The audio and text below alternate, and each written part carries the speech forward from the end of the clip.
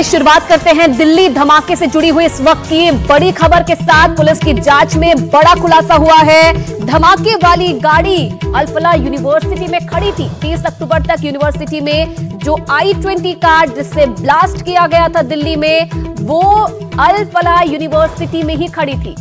Al Falah university इस पूरे मामले के केंद्र में हर तरह से नजर आ रही है। आप देखिए, ये वही गाड़ी जिसका इस्तेमाल यहाँ पर धमाके में किया गया था, ये भी अल-फलाह यूनिवर्सिटी के पास देखी गई है। जो डॉक्टर हैं उनका सीधा कनेक्शन अल-फलाह यूनिवर्सिटी से है और इसीलिए इस यूनिवर्सिटी की भी तमाम पहलुओं से जांच यहाँ पर की जा रही है। मुकेश हमारे साथ हैं। मुकेश, 29 अक्टूबर का दिन जब का CCTV है, गाड़ी यहाँ पर खड़ी हुई नजर आ रही है, जरा बताइए इसको लेकर क्या और डिटेल यहाँ पर मिल पाई है, उस वक्त क्या करने के लिए वहां पर ये गया था?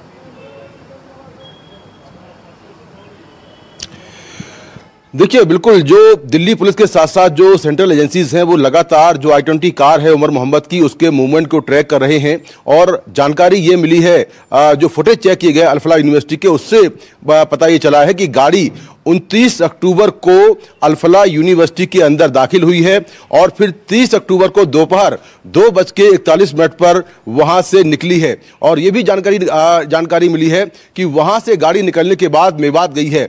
जैसा हमने पहले भी रिपोर्ट किया था कि ये जो पूरा जैश-ए मोहम्मद का डॉक्टरों का नेटवर्क है, इसमें मेवात का एक बड़ा कनेक्शन है। और मेवात से कल ही 3 डॉक्टरों को डिटेन किया गया था जो अल-फलाह यूनिवर्सिटी से पढ़े हैं और फिलहाल वो वहां पर नौकरी कर रहे हैं, तो उनको भी डिटेन किया गया था। तो मेवात का कनेक्शन क्या है, ये किससे मिलने मेवात गया था, इसको लेकर लगातार जांच चल रही है। अल-फलाह यूनिवर्सिटी के अंदर से तमाम जो CCTV कैमरे के फुटेज हैं वो NDTV के पास है, जिसमें साफ तौर पर देखा जा सकता है कि गाड़ी 29 अक्टूबर को अंदर जाती है और 30 अक्टूबर को बाहर निकलती है। जांच में यह बात भी सामने आई है कि उमर मोहम्मद ने गाड़ी ठीक करने वाले किसी मैकेनिक को बुलाया था, तो क्या वो गाड़ी को उस तरह से डिजाइन करवा रहा था कि पीछे वो विस्फोटक रख पाए, इस पहलू पर भी लगातार जांच चल रही है। जी बिल्कुल, बस गाड़ी का इस्तेमाल किस तरह से हो रहा था, ये तमाम चीजें यहाँ पर निकलकर अब सामने आ रही है। मुकेश, आप रहेगा हमारे साथ। तो देखिए, अल-फलाह यूनिवर्सिटी जहां पर ये गाड़ी पहुंची थी, एक और अपडेट आपको देते हैं। दिल्ली ब्लास्ट मामले में एक और खुलासा यह हुआ है कि कार ब्लास्ट वाली जगह से कारतूस मिला और 9mm कैलिबर के 3 कारतूस यहां से बरामद किए गए। इनमें से 2 जिंदा कारतूस भी हैं और एक खाली खोखा है। 9mm की पिस्टल आम लोग नहीं रखते हैं, पुलिस फोर्सेज या पुलिसकर्मी इस्तेमाल करते हैं 9mm की पिस्टल। और मुकेश लगातार हमारे साथ बने हुए हैं। मुकेश, इससे लेकर क्या डिटेल्स है आपके पास? देखिए, बिल्कुल इसको लेकर बड़ा अपडेट यह है कि दिल्ली पुलिस ने लाल किले के पास जहां पर ब्लास्ट हुआ वहां से 9mm के पिस्टल के 3 कारतूस बरामद किए हैं, जिसमें से 2 जिंदा कारतूस हैं, यानी कि भरे हुए कारतूस हैं, और 1 खाली कारतूस हैं। शुरुआत में ये लगा कि शायद किसी पुलिसकर्मी के ये कारतूस राहत और बचाव कार्य के दौरान गिर गए होंगे, लेकिन जब दिल्ली पुलिस ने जांच की तो पाया कि उत्तरी जिले में किसी भी पुलिसकर्मी के कारतूस मिसिंग नहीं है। तो ऐसे में इस बात का शक है कि क्या I-20 गाड़ी के अंदर पिस्टल और कुछ कारतूस थे जो ब्लास्ट के समय गाड़ी के अंदर से छिटक कर बाहर गिरे। इसको लेकर जांच चल रही है। जो 9mm के जो पिस्टल होती है और जो कारतूस होते हैं वो आमतौर पर सरकारी कर्मचारी यानी कि पुलिसकर्मियों के पास या फिर सेना के पास होते हैं, तो वहां पर 9mm पिस्टल के कारतूसों का मिलना यह भी बड़ा सवाल खड़ा करता है कि क्या उमर मोहम्मद 9mm पिस्टल लेकर वहां पर चल रहा था और क्या उसके पास कारतूस थे, इसको लेकर भी लगातार जांच जारी है। जी मुकेश, आप रहेगा हमारे साथ था। एक और अपडेट यहां पर दे देते हैं। अभी देखिए, कारतूस यहां पर मिले हैं लेकिन पिस्टल नहीं मिली है। ये कारतूस किसके हैं, ये यहां पर ये एक पहेली सा बनता जा रहा है। उधर दिल्ली धमाके में जैश-ए मोहम्मद मॉड्यूल की जांच भी यहां पर की जा रही है। टेरर मॉड्यूल के फंड की जांच अब एजेंसियां कर रही हैं। हवाला या अवैध मनी चैनल के इस्तेमाल का पता लगाया जा रहा है कि कैसे ये इतना बड़ा यहाँ पर जो इनका गैंग है चलाया जा रहा था और ये पैसे इसके लिए कहां से आ रहे थे, कौन ये पैसे मुहैया करवा रहा था। जांच में सामने आया कि उमर की करीब 20 लाख रुपए के अवैध वित्तीय चैनलों के जरिए कुछ हवाला डीलर को हिरासत में लेकर पूछताछ भी की जा रही है। मुकेश हमारे साथ लगातार बने हुए हैं। मुकेश, क्या और जानकारी मिल रही है इन हवाला डीलर्स के बारे में? बताया जा रहा है कि इन्हीं के जरिए जो है वो फंडिंग की गई थी उमर को।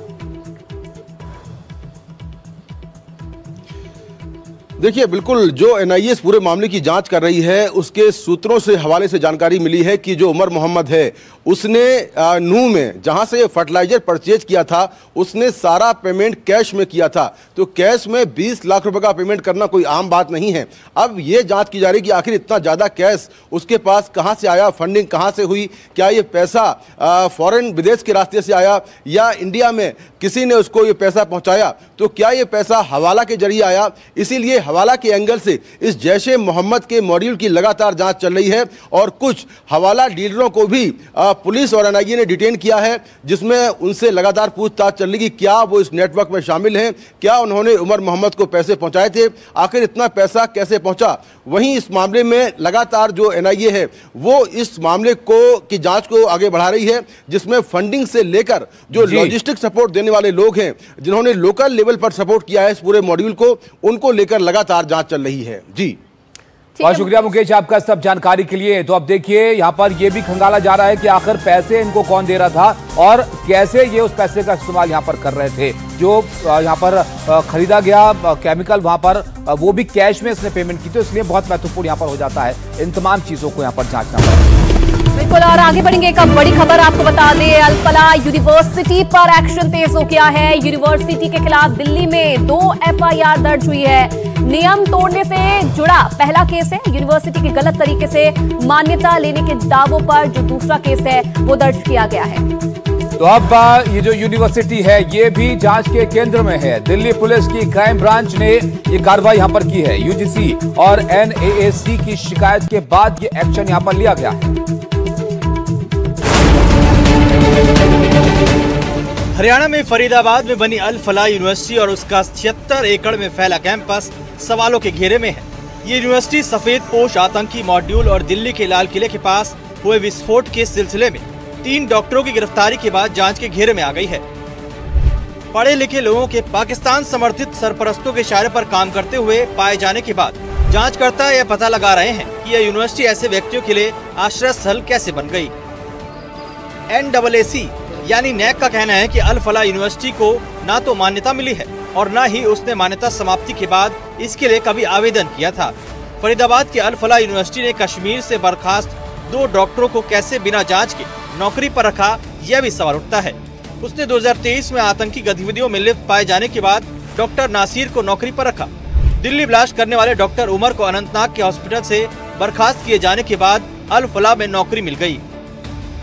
वहीं अल फलाह यूनिवर्सिटी की मुश्किलें और बढ़ती जा रही हैं। नैक ने यूनिवर्सिटी को कारण बताओ नोटिस भेज दिया है।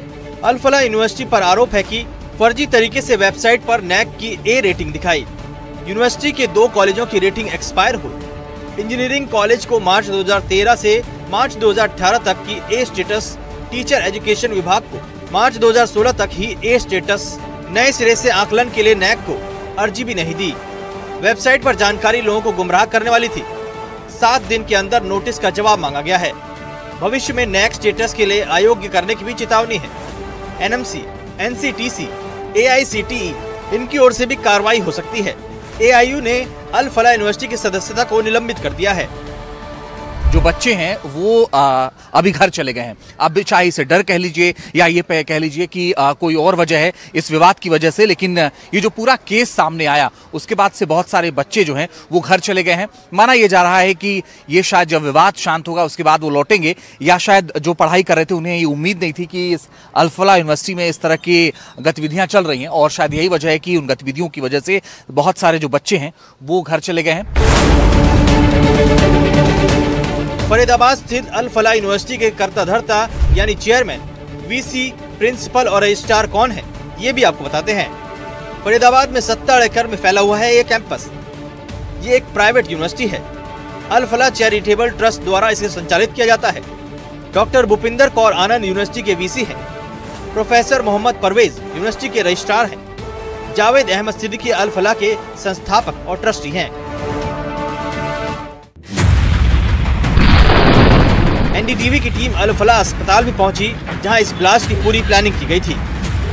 बड़ी बात यह है कि फिलहाल इस वक्त जहां पर हमारी मौजूदगी है, दिल्ली पुलिस की टीम यहां पर मौजूद है, डॉक्यूमेंट्स खंगाल रही है और ये भी हो सकता है कि अल-फलाह के जो फाउंडर हैं जवाद सिद्दीकी, उनसे भी पूछताछ की जाए और जो लीगल एडवाइज़र है वो भी यहाँ मौजूद है, उनसे भी पूछताछ की जा सकती है। और तमाम जितने भी फाइनेंशियल रिकॉर्ड्स हैं, ट्रांजैक्शंस हैं, किस तरह से हुए हैं, पैसों का लेन देन कैसे हुआ है, उस पर भी लगातार निगरानी रखी जाएगी, क्योंकि अब तमाम एजेंसियों के साथ साथ ईडी और ईओडब्ल्यू भी इस मामले की जांच करने में जुटी हुई है।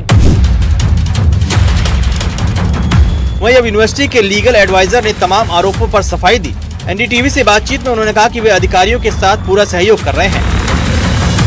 फरीदाबाद की पुलिस यहाँ पर आई थी और उन्होंने हमारे से कुछ लैंड के डॉक्यूमेंट तलब किए थे।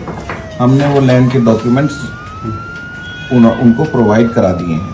उन्होंने कोई इस तरीके की जांच की बात यहाँ नहीं, कोई रेड की बात नहीं की है, सिर्फ उन्होंने हमारे से कुछ डॉक्यूमेंट्स मांगे थे, वो हमने उनको प्रोवाइड करा दिए और उनको पूर्णतः सहयोग करने का आगे के लिए भी आश्वासन दिया है। बताते चले कि जम्मू कश्मीर पुलिस और राष्ट्रीय जांच एजेंसी एनआईए की संयुक्त टीम ने कॉलेज परिसर में छापा मारा। जांच के दौरान अल-फलाह विश्वविद्यालय के कमरा नंबर 4 और कमरा नंबर 13 नंबर में 2 डायरियां बरामद की गई। इन डायरियों में कुछ सीक्रेट कोड भी लिखे मिले, जिसे दिल्ली ब्लास्ट से जोड़कर देखा जा रहा है। अब जैसे जैसे जांच आगे बढ़ रही है, वैसे वैसे नए खुलासे हो रहे हैं। अल-फलाह यूनिवर्सिटी को लेकर तरह तरह के सवाल उठ रहे हैं। अब देखना होगा ये जांच किस ओर आगे बढ़ती है। Bureau report, NDTV India.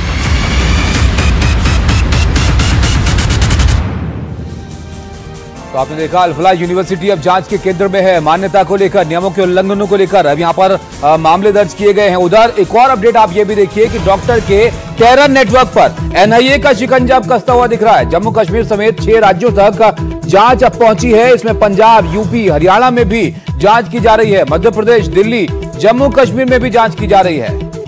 NIA की टीमें लगातार इस मामले में जांच भी कर रही है, छापेमारी कर रही है और कई राज्यों में जो ये जांच चल रही है।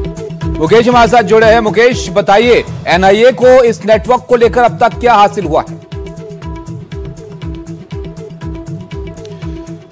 देखिए, बिल्कुल जो एनआईए है वो डॉक्टरों के इस टेरर नेटवर्क पर लगातार शिकंजा कस रही है। कल से मैं श्रीनगर में हूं और यहां पर जो नौगाम थाने के अंदर ब्लास्ट हुआ है उसके बाद उसकी जांच तो चली रही है कि आखिर किन हालात में ब्लास्ट हुआ। हालांकि वो एक्सीडेंटल ब्लास्ट था, लेकिन दूसरा जो पहलू है वो है जैशे मोहम्मद के टेरर नेटवर्क का, जिसको लेकर एनआईए लगातार जांच कर रही है। और आप ये समझ सकते हैं कि जो एनआईए के डीजी सदानंद दाते हैं वो खुद श्रीनगर में हैं, जांच की कमान को संभाल रहे हैं। यहाँ पर जो मुजम्मिल, आदिल, डॉक्टर शाहीना, ये सारे आरोपी श्रीनगर में हैं। तो यहाँ पर जम्मू कश्मीर पुलिस के साथ साथ जो एनआईए है वो उनसे लगातार ज्वाइंट इंटेरोगेशन कर रही है। और अब तक की जानकारी के मुताबिक देश के अलग अलग राज्यों से, जिसमें करीब 6 राज्य शामिल हैं, मध्य प्रदेश, पंजाब, राजस्थान, उत्तर प्रदेश, हरियाणा, इन तमाम राज्यों से जो है 15 डॉक्टरों को कस्टडी में लिया गया है, डिटेन किया गया है। उनसे पूछताछ चल रही है और लगातार पूछताछ के बाद इस पूरे मामले की जांच की ट्रेल को आगे बढ़ाया जा रहा है। वो वहीं यहाँ श्रीनगर में जो एनआईए की टीम है वो यहाँ पर जो एक्यूज पहले से पकड़े गए हैं, जिसमें आदिल, मुजम्मिल, शाहीना और बाकी के लोग हैं, उन सभी से एनआईए की टीम श्रीनगर में लगातार पूछताछ कर रही है। बिल्कुल, जो आरोपी उनसे पूछताछ हो रही है और ये जो दायरा है ये भी बढ़ता हुआ मुकेश कहीं ना कहीं दिख रहा है कि अगर 6 राज्यों तक यहाँ पर जांच पहुंच रही है, एनआईए यहाँ पर जो अपनी जांच को लेकर जा रही है। बहुत शुक्रिया मुकेश आपका सब जानकारी के लिए। आपके पास हम जुड़ते रहेंगे। और एक और बड़ी खबर मिल रही है। दिल्ली ब्लास्ट मामले में सुरक्षा एजेंसियों की जो कार्रवाई है वो तेज हो गई है। गुजरात एटीएस ने गिरफ्तार सुहेल के घर वालों से पूछताछ की है। लखीमपुर खीरी में सुहेल के परिवार से करीब 1 घंटे तक गुजरात एटीएस ने पूछताछ की है। गुजरात एटीएस ने सुहेल के बारे में यहां पर जानकारी जुटाई है। सुहेल को 9 नवंबर 2025 को गुजरात एटीएस ने हिरासत में लिया था और उसके बाद से अब ये जो जांच है ये जारी है और दिल्ली ब्लास्ट सुरक्षा एजेंसियां जो है इसको लेकर लगातार गहनता से जांच कर रही हैं और इसमें ये नया अपडेट आया है कि गिरफ्तार सुहेल से पूछताछ यहां पर इस सिलसिले में हो रही है।